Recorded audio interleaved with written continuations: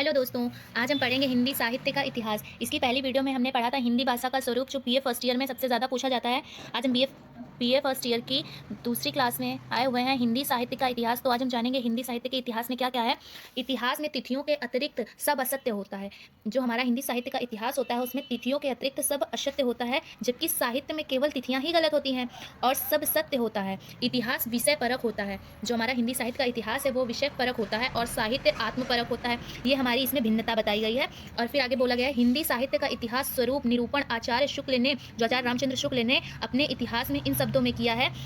आचार्य रामचंद्र शुक्ल ने कहा है, प्रत्येक देश का साहित्य वहां की जनता की चित्तवृत्ति का संक्षिप्त प्रतिबिंब है। अतः जैसी चित्तवृत्ति में परिवर्तन होगा उसी प्रकार साहित्य में भी परिवर्तन होगा। जैसे उनके विचार और विमर्श होंगे वो बदलता रहेगा, उसी प्रकार से हमारा हिंदी का साहित्य में भी परिवर्तन होता रहेगा। आदि से अंत तक इन्हीं चित्तवृत्तियों की परंपरा को परखते हुए साहित्य परंपरा के साथ उनका सामंजस्य दिखाना ही साहित्य का इतिहास कहलाता है। ऐसा आचार्य रामचंद्र शुक्ल ने कहा था।